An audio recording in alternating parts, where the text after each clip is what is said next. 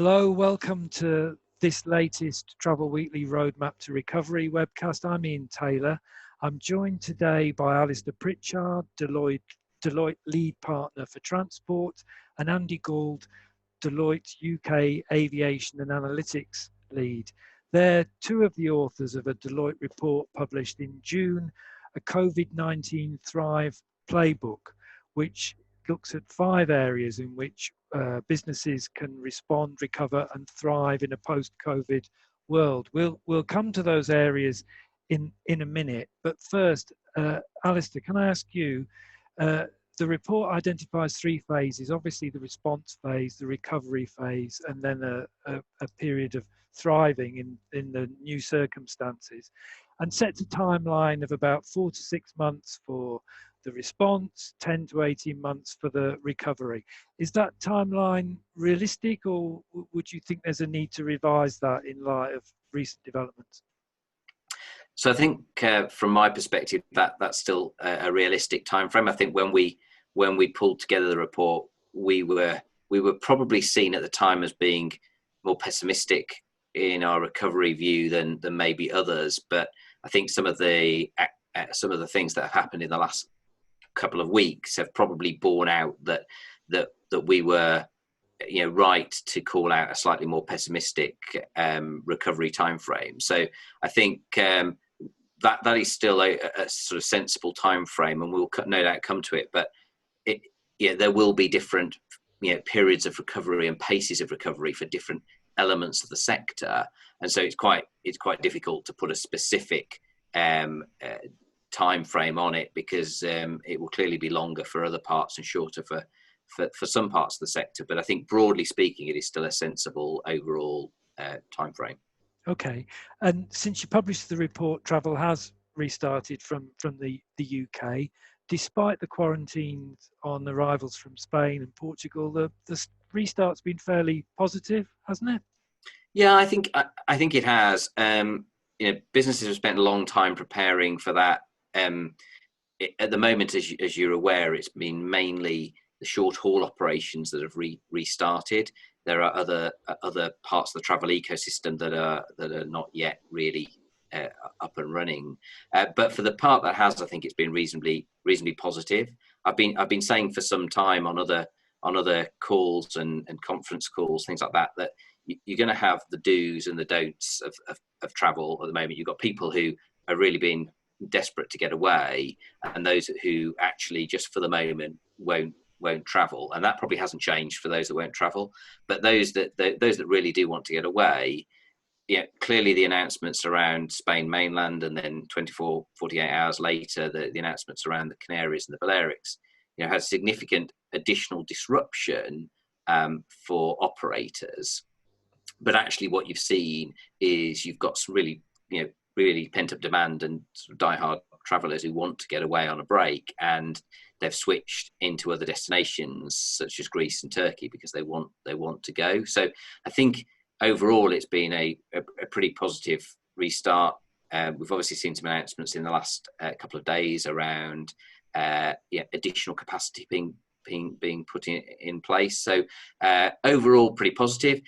We still need to put that in the context of we're still talking about relatively low numbers comparatively, compared to a normal summer trading activity. And no doubt there will be some further challenges and curveballs that come our way as other markets, destinations move either in or out of any certain restrictions that might arise. Okay, there's a lot of talk about the shape of the recovery. Will it be a V-shaped recovery? The Bank of England chief economist has certainly insisted it will be a V-shaped recovery. The Financial Times this morning says the prevailing view among economists is a V-shaped recovery is implausible. What would you say? Yeah, so you'll be aware, because we've spoken at previous events. So Deloitte's own economy team, and led by Chief Economist Ian Stewart, have continued to monitor the situation, and our latest viewpoint was put out just a few days ago. And so I'd echo that sentiment, that there's a view that the curve won't be a V shape. I'm not sure that I'd go quite as far as those quotes, but I would say it is unlikely that we'll get a V shape recovery. It will be more elongated, and I do think it will vary. Whilst you look at the overall economy, it will vary from sector to sector, and so the broader travel sector, whether that's the tour operators and the agents or the airlines, the hotel groups, that it will be a slightly more elongated period of recovery. And if you look at our own economic sort of analysis or data, at the moment we think that the Q2 2020 will have been has been down about 21%, something like that. So we are expecting that to bounce back to sort of 11.4% sort of growth in Q3. That sounds like that's quite a significant V-shaped recovery, but in reality, that is off a 20-odd% fall. Is some bounce back, but not really quite in the V-shaped territory. And then when you look forward into Q4 and then 2021, you're talking more modest numbers, ranging from sort of 1.5% up to 4% per quarter. But if you look at that annually, I think what we're thinking is something around the 12% decline in GDP for 2020, with that coming back to hopefully around the sort of positive 8 or 9% in 2021. But as you can see, then that still means you are down by the end of 2021 compared to when you entered this sort of period. It is the sort of our GDP outlook, if you like. Okay, and how concerned should we be about rising unemployment? With furlough unwinding and so on. So, I think furlough unwinding is quite a significant impact for our industry. It has been there to help many businesses through the period from April onwards, and for those businesses in parts of the economy that are starting to recover, it has been extremely helpful and is timed as to when their recoveries are really getting going, and clearly not to the levels they were pre-COVID, but they are recovering more optimistically. I think the challenge in our sector is that the pace of recovery is going to take longer. So I do foresee some real challenges in September, October time as that furloughing comes to an end, and yet the pace of recovery across the sort of travel ecosystem is slower and takes longer. So will we see an impact on the sector? Absolutely. Will we see a broader impact across unemployment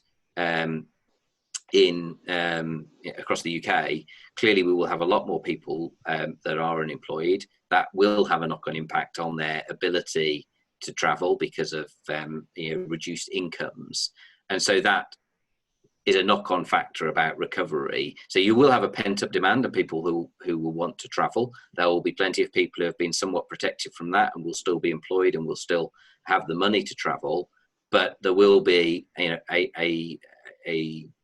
wider population of people than we had pre-COVID that will be in a more difficult financial position, and that will add to the elongation, if you like, of the recovery for the travel sector. What I would also add is, from an airline's perspective, is that on the business travel side, that is going to be also a challenging recovery period. That's partly because of the likes of this, that have technologies that have been there for many years, but have really come to the fore over the last few months. And people like ourselves have realised that you can make active use of those. I think that, coupled with employer responsibility to look after their people, has always been there, but the added health and safety angle to that, and also the recognition that they've realised that they can keep their costs down from travelling, business travel, and also knock on a benefit of the impact on the environment and the climate, means that corporates will be less eager to immediately put lots of their people back traveling on business for, particularly long haul, I think. So there are some things that are going to impact the broader travel ecosystem in terms of, the pace of that recovery. Yeah, do you see that corporate travel, the shift in corporate travel being a permanent one? I've heard other analysts say, corporate travel will remain 20% down on the pre-COVID level. So I do think an element of it will be permanent. Ultimately, people like doing business with other people, and there is always going to be a desire for people to want to travel, want to do business, and meet face to face. So I think it will recover. I don't personally think it will recover to the same levels that it was historically, at least for quite some time, driven by both corporate policies and the added benefits, both from a cost perspective and for the environmental impact. And so for some time, it will be below the levels it historically was. Now, what you have to take into account is that when somebody asks the question, will it return to the levels it was pre-COVID? I'm not sure you could never say no to that, because actually we were expecting air travel generally across the globe to grow quite significantly over the next 10 years or 15 years. So will it eventually catch up and overtake where it was pre-COVID? Well, it potentially might do, but it will be at a lower trajectory on the curve than you would have had COVID not happened. Sure. So it might do, but it will take some time. And I do think some of the ability to interact with people around the world using technology like this and the overlay of climate and environmental will be a permanent feature in business travel. Okay, and that will obviously have or could have implications for airlines, but let's come to that. Just one final question on the economy, Alistair, and then we'll get to the report. What about Brexit? Has that been rendered largely incidental by COVID-19, or does it remain a significant challenge? Yeah, no, I don't think it's been rendered something that should be forgotten about. It clearly, during COVID, the height of the peak in April, May, it has gone down the priority list of many businesses and many CEOs, because the priority was about looking after their customers, looking after their own people, dealing with cash management, liquidity, quite rightly. But Brexit is still on the agenda.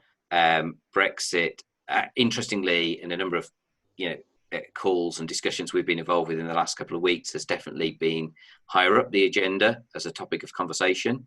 It is still due to happen on the 31st of December in terms of the completion of the transition period, and so that is now needs to be on people's radar screen as what in terms of the impacts that it's going to have. Now, obviously there were certain agreements reached pre-COVID around both from the EU side and the UK side, and I think as far as we're aware, a lot of that positioning still stands.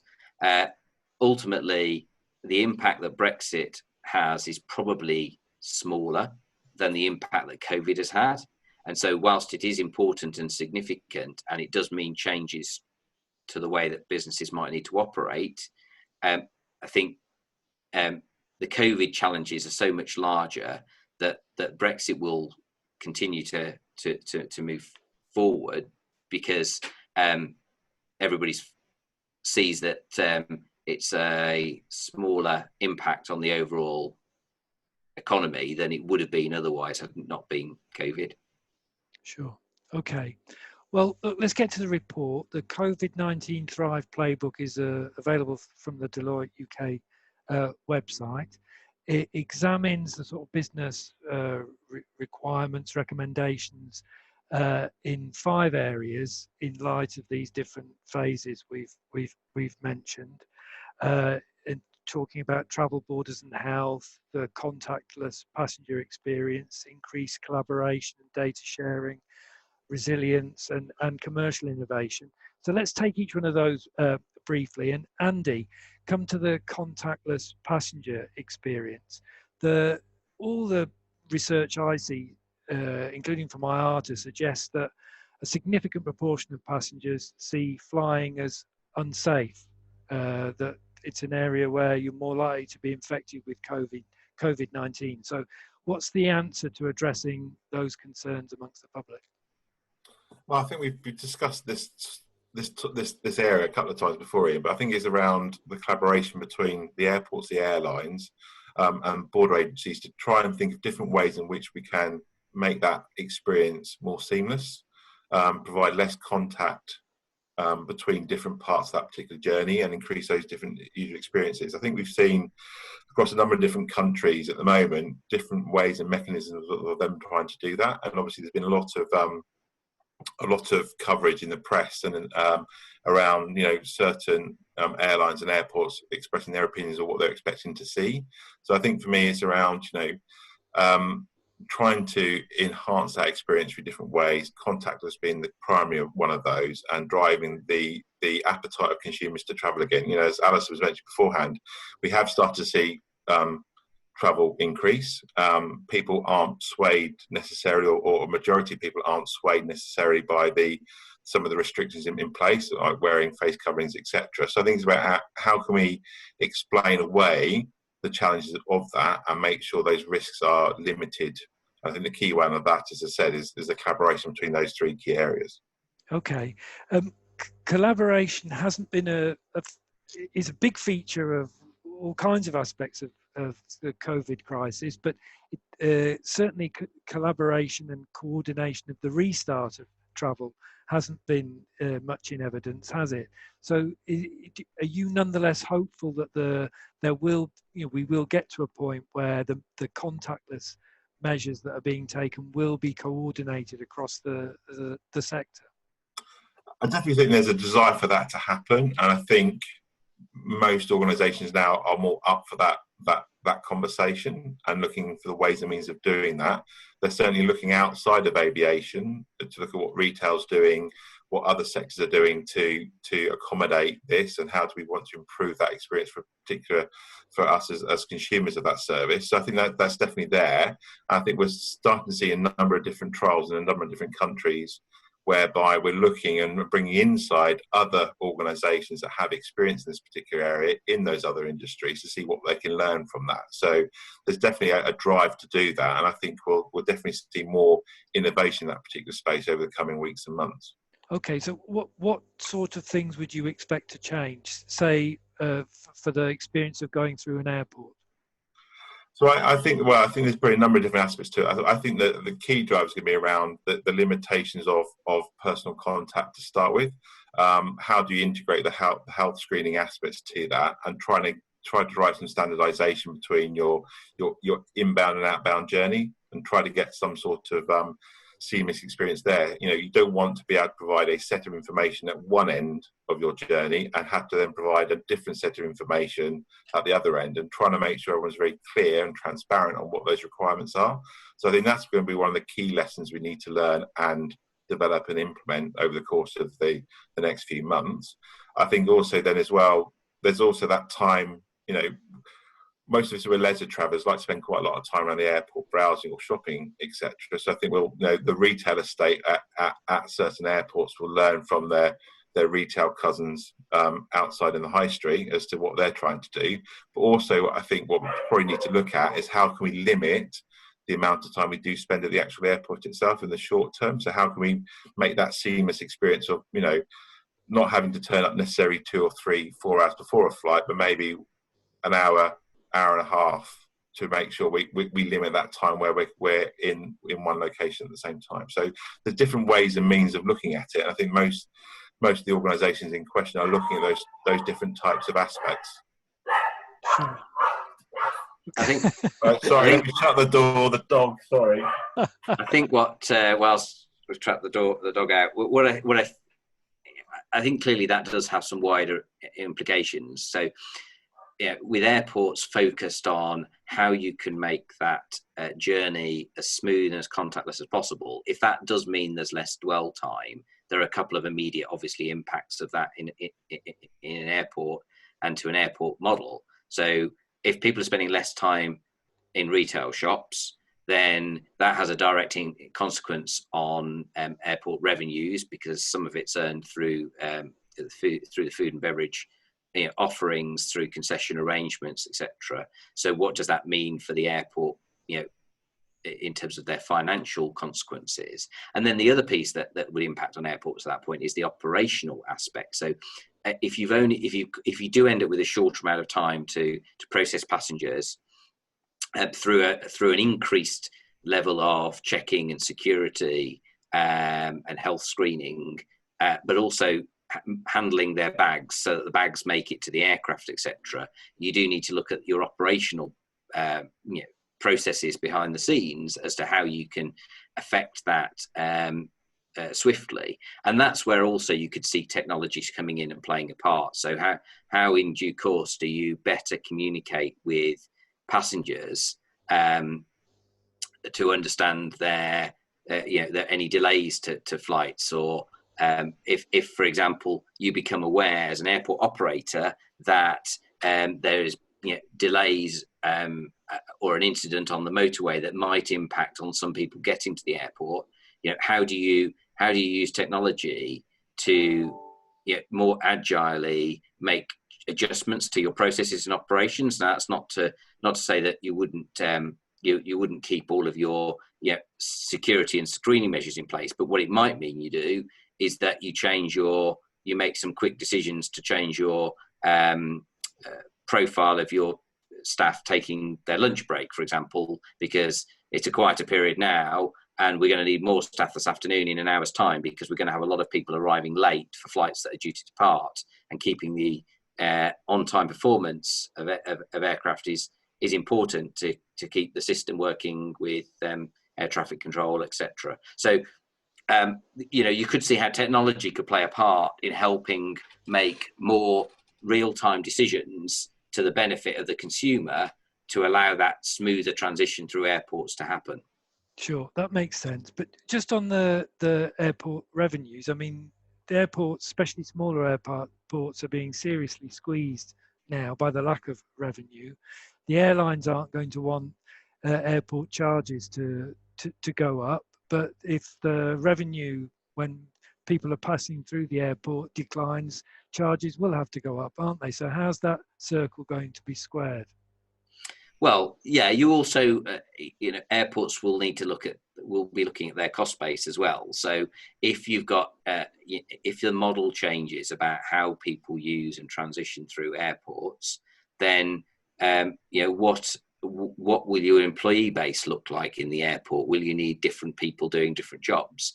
Will you be able to adopt technology that allows you to, whilst there's some cost of implementing that up front, that allows you to take out some of your ongoing operating costs to reflect the fact that your revenue streams may change? But equally, I'm sure that the airports, and in the same way as airlines are, will be looking at what other new revenue streams can we create, what new additional value can we bring to consumers that create a new stream of income.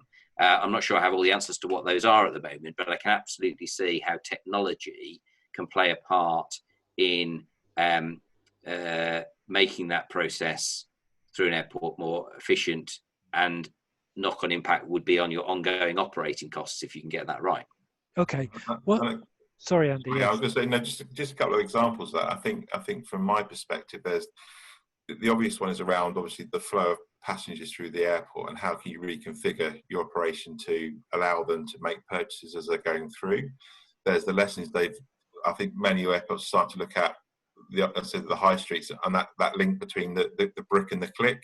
So actually, can we do some more pre-ordering at the airport? So I pick up my duty free as I enter, rather than dwelling around. I can preload a basket and pay for it that way.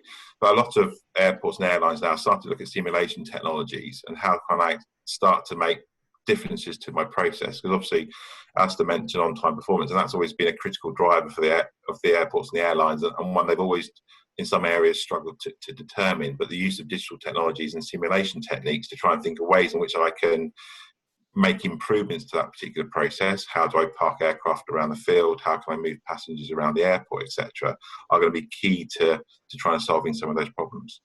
Okay.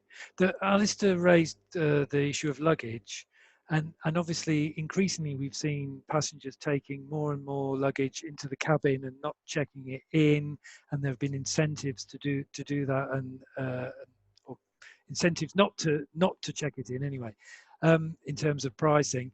And now one of the requirements, one of the recommendations of the EASA and ICAO guidance on flying during the COVID pandemic is for passengers to check in luggage and to take minimal cabin luggage. Now, not every airline is adhering to that, but that is going to, you would expect that to vastly increase the amount of check-in luggage. So how are airports going to cope with that? Well, so I think you're right, and it's interesting how, over the last few years we've seen shifts back and forth in the way in which people travel, and whether they check luggage in, the amount of hand luggage that they take, and we've seen processes have to adapt to that, and arguably perhaps adapt quite slowly to that. When we had a scenario where, for example, there was a discussion about laptops not being able to be taken into cabin. What does that mean for people? What does that mean for the process of getting through security? And it's similar with hand luggage versus baggage in terms of, at the moment, if you've skewed and pivoted your resource towards increased time that it takes to get people through security because they've got an increased level of hand luggage compared to check-in luggage historically, which means that you pivot resource to that process. If you see a future, or at least at the moment, where there's a pivot back towards more towards more check-in luggage, then you need to move some resource back to there, because there'll be less extra bags to check that are going through the personal security line. I suppose my point is you need agility, so you need to build in the ability to change your business model and the way of operating to be able to change to deal with those changes in demand. And as you say, Ian, not every airline is operating the same way, and part of the challenge that a lot of consumers have had for quite a few years has been the differing policies that exist, from airline to airline about what you can and can't take, from airport to airport in terms of the way in which those processes work. And I think everybody would benefit from some consistency about that, but the ability to switch your resource or to deal with a changing environment is going to be increasingly critical going forward. And it typically doesn't switch overnight. It's typically a shift over time, but we have seen circumstances where things have had to shift very quickly. When liquids and plastic bags and things like that, things have had to move pretty quickly. And so having setting up your business to succeed in an environment that needs to become more agile will be important. And then again is where technology can play a part. That means that whether you have more luggage going into holds or whether you have more luggage being taken on board, you've changed your processes, you've become agile, and you've adopted technology that's going to make that as efficient as possible. Sure. Yeah, and I probably would say this, right, but I think it's also the use of the data as well, right, and analysing the data in a way. If you look at how other industries have adapted quite rapidly with that agility point that Alistair was making around dealing with the new ways of working, if you take the retail again, how supermarkets have adapted to allowing customers in, the flows through the supermarket, the instant ability for them to open up additional checkouts to minimise the flow. The concepts are no different, but that's all data driven, and them understanding and having that ability to retrospectively understand what happened yesterday, how does it impact today? And I think that's the key word, is the agility part that needs to support all of this. Sure. Albeit, I think we recognise it sort of brings us on to a point I'm sure you're going to raise it in, which is, the supermarkets have the advantage that they have a lot of the data. Yeah. The issue, that we do face in the sort of broader travel ecosystem is that you've got different holders of that data, and collaboration and sharing of that data has historically been not that widespread, and is of course challenged by GDPR requirements, etc. But you've got data that's held by the airport, you've got data held by airlines, you've got data that's held by border force or airport operators. The collaboration of that as well, and sharing of data is where there needs to be some strides forward in order to make good use of that data. And do you see that happening? Strides in collaboration? I think that journey started. Again, we talk about this every year, Ian, don't we, when we do the other report? And I think there's more opportunities now. I think there's more openness around that collaboration. We're certainly starting to see it with some of the work that's happening at certain airports with other parties and starting to share data from the two. I think it just needs to get more open more quickly to allow that to really happen. But we've seen airlines collecting advanced passenger data and passing it to border forces and so on, and for some years now, for security reasons, and yet the limits on that are still fairly extraordinary. You find the data not used and so on. So are you really hopeful of much greater collaboration?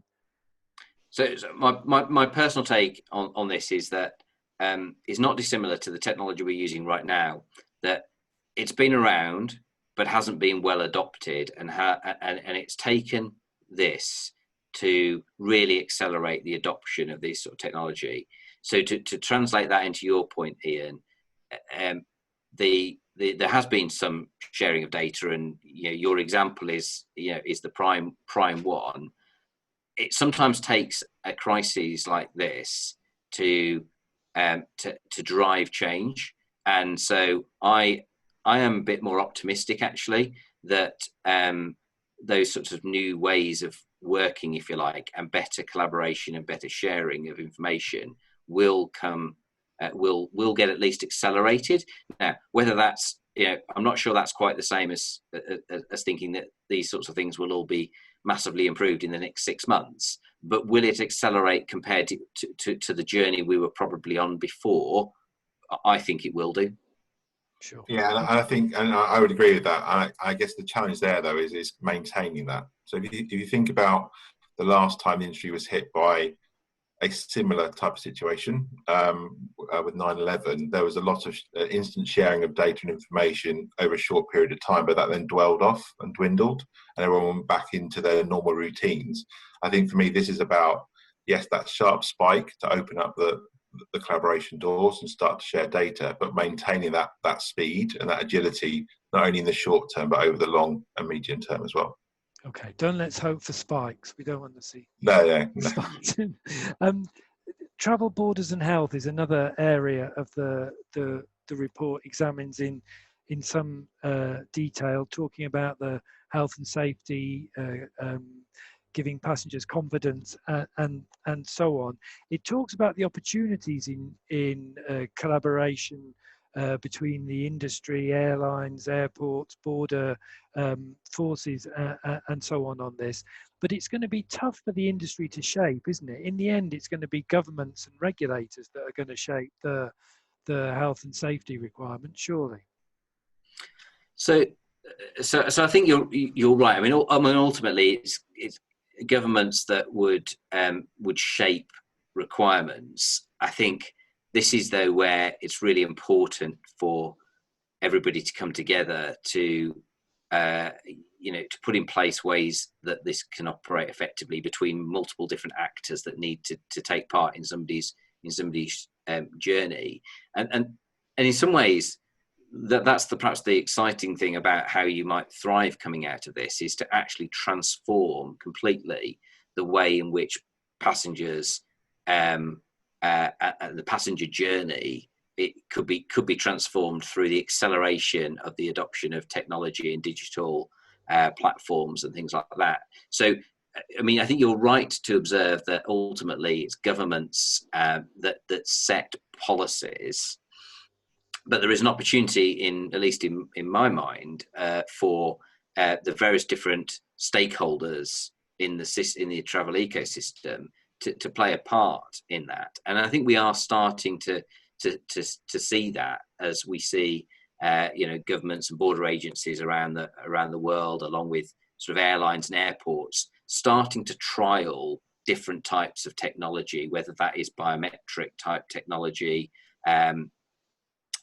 That we're involved in a few that we can't cover in detail, but where you can see those different parties working together to see whether that solution is going to be efficient, effective, and just combine the different elements that you talked about there. So this is the piece coming together. You've historically had advanced passenger information, which might include some information about the passenger and passport information, but actually going forward, will there be more information about that passenger from their health history, travel history, visas that they already have, current health state? And what I mean by that is their most recent test, for example. If we get to the point where people have got a recent COVID-19 result that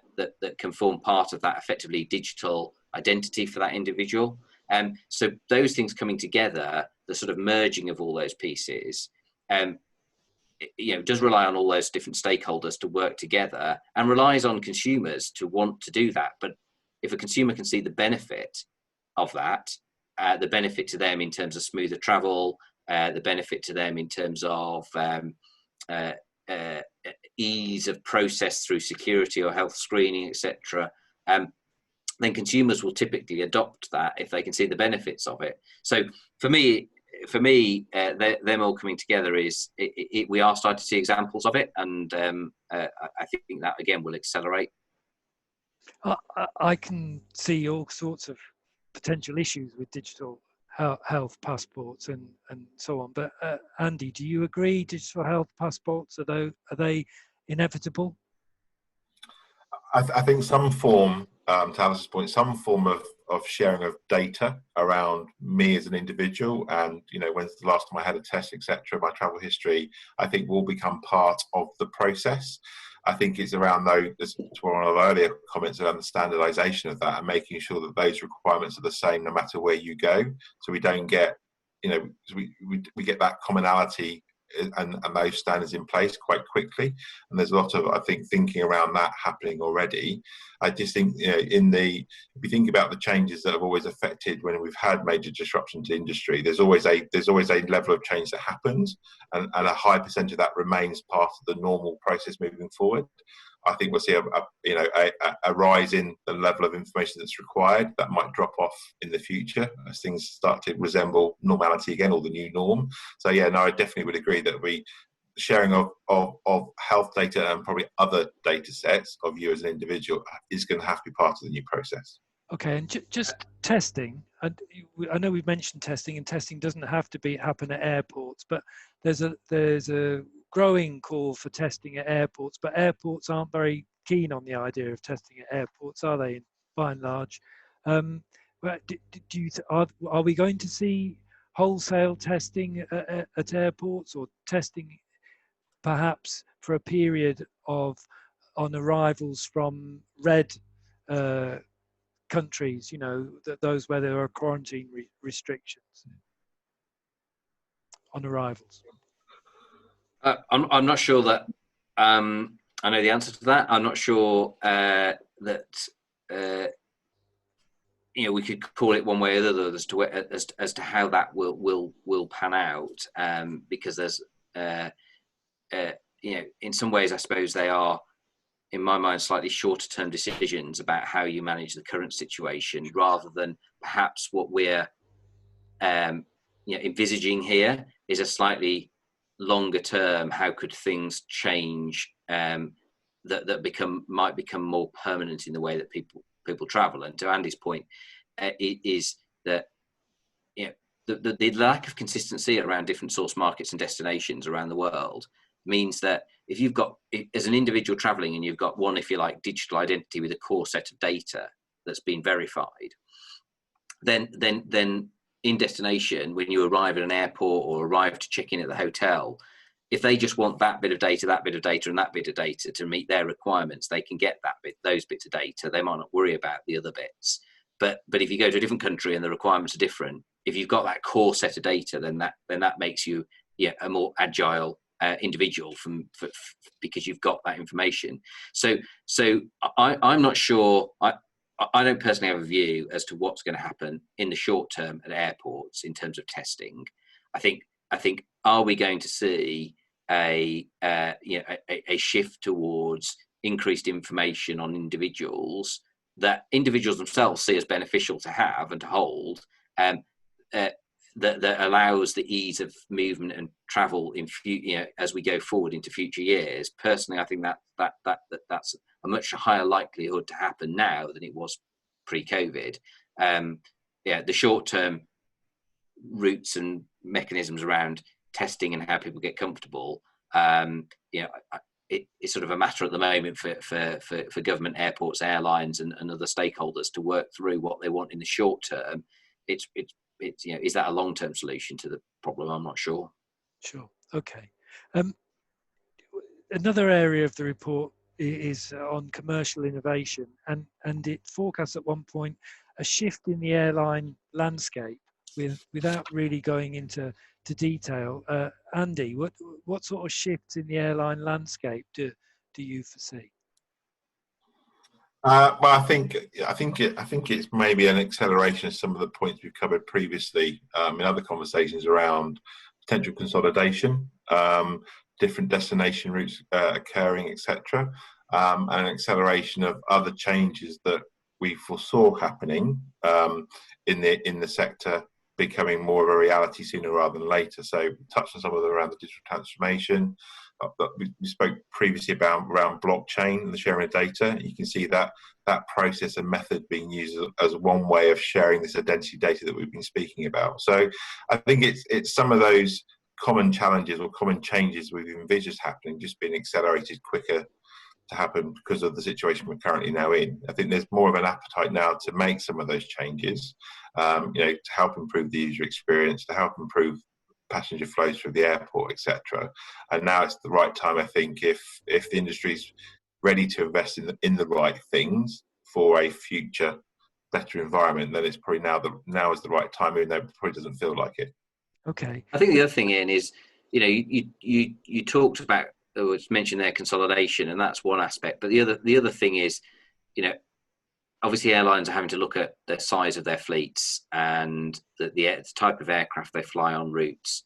And what we did see, what we have seen so far, is a significant reduction in the number of city pairs. So where routes go, and I don't think anybody's expecting in the short term or even medium term to the same number of city pairs to return.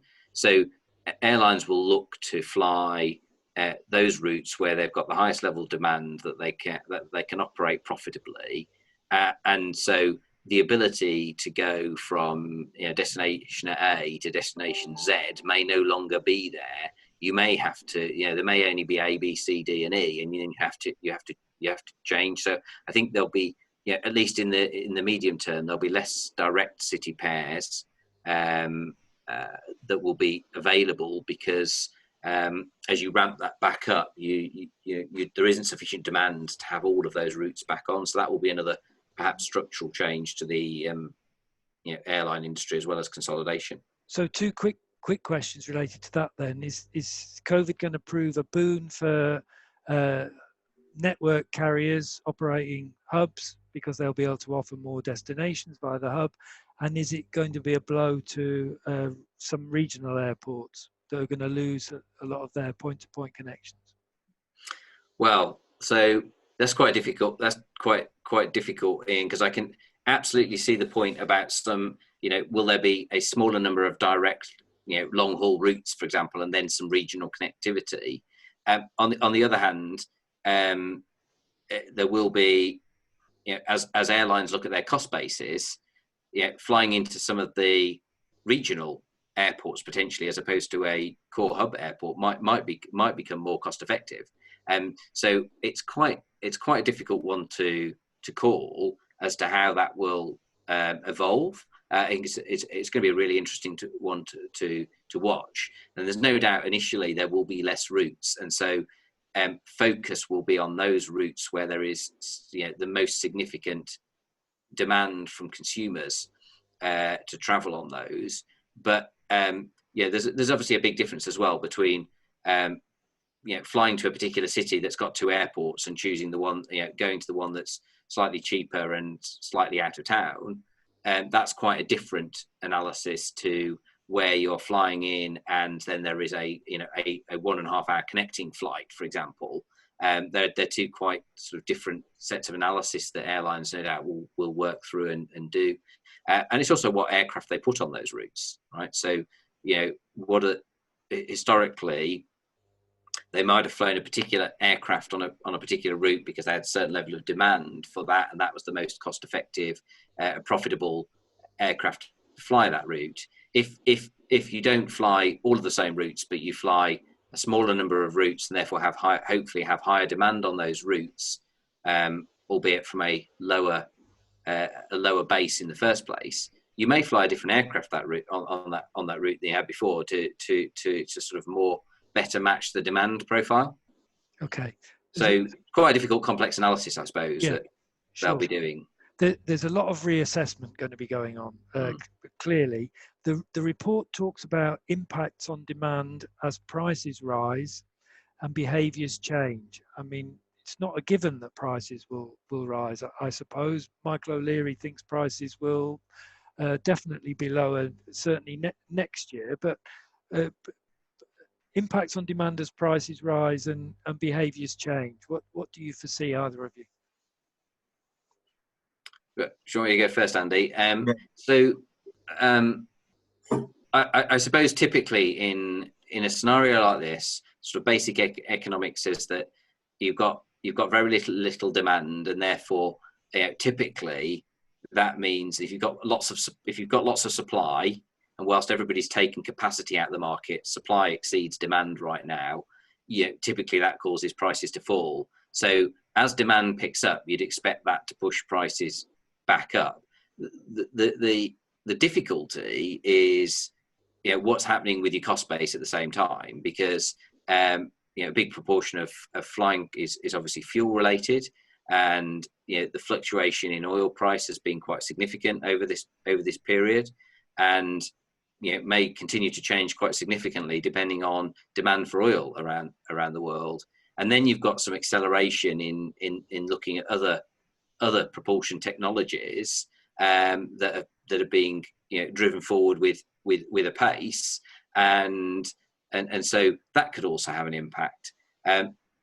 So I think basic economics would say your prices probably will start low and go back up, but it depends on a whole load of factors like the cost base, the demand in the market, the level of capacity that then is in the market. If there's a lot of capacity that comes out of the market and demand picks up quicker than expected, that typically drives pricing up. So it's quite a difficult measure to predict, obviously, and I think there's a lot of variables in driving it. And have you got any other comments?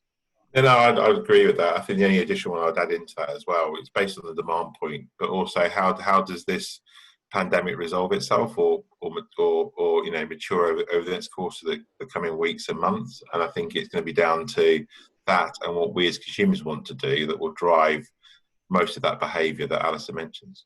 Okay. The final area of the report is resilience. You've talked already about the need for agility. Is there more to resilience than being flexible and being flexible quickly? I suppose. Yeah, great question, Ian. Because I think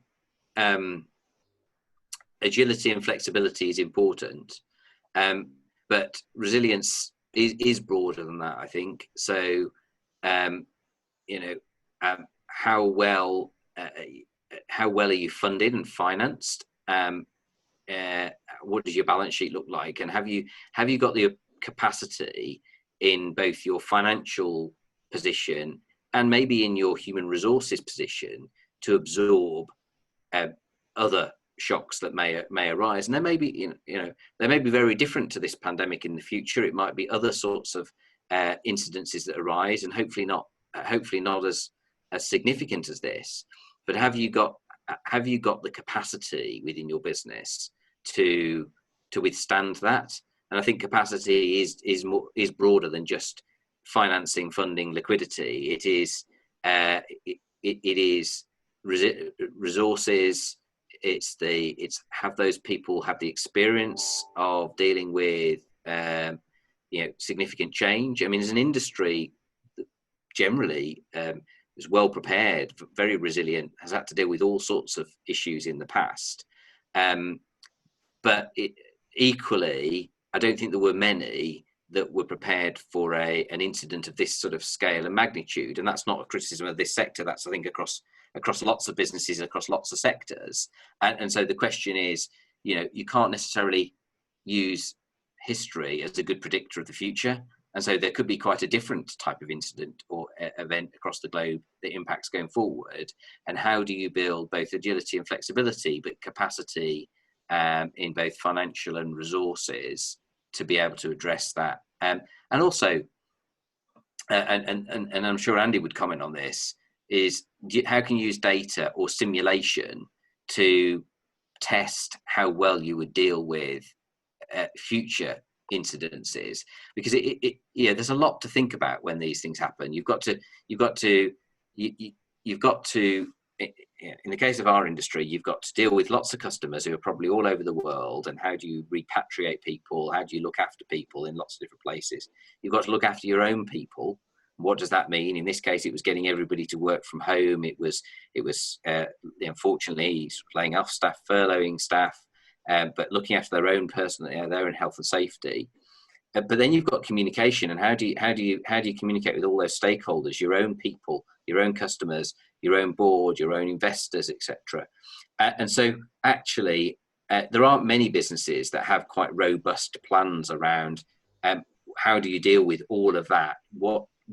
Many got the ability to kick in sort of teams quite quickly to deal with what happens if we do have a problem with a particular destination, and how do we deal with cancellations or whatever. But actually, all those broader aspects that many leadership teams are having to deal with is something I think very few businesses were prepared for. And so how do they build that into their plan going forward so that they are ready and resilient to deal with a wide range of potential scenarios is perhaps the way I'd frame it. Okay. Andy, did you want to add anything? Yeah, no, I would agree. I think what Alistair says there. I think the only additional thing for me is around there's probably going to be a cultural shift required in most of these organisations to think outside the box and be more inclusive around their approach to some of these things, and look and take examples from other industries and how can we adopt that into our war gaming and our scenario playing, and as Alistair mentioned, using the digital technologies to help stimulate that thought process. So I think that's the shift I think we'll see. Okay, look, we've covered a huge amount. It's a good place to probably draw to a close. A final word from either of you, something we've missed, something you want to emphasize, most important next steps for anyone who's listening to this and thinking, my God, I need to get on and do something. I mean, the one thing I would say is, I think as an industry have been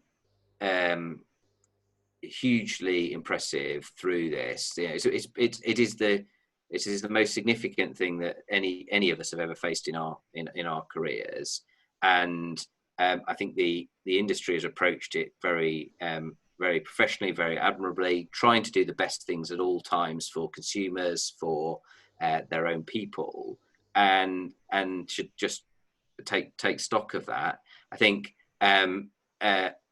now is the time, I think, to be thinking about, okay, what do I want my business to look like going forward?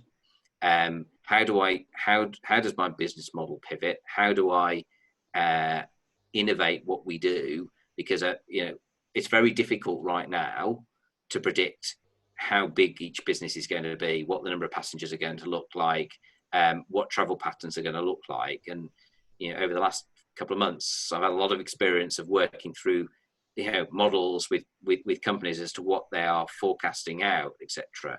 And there's a huge amount of variability from business to business, understandably.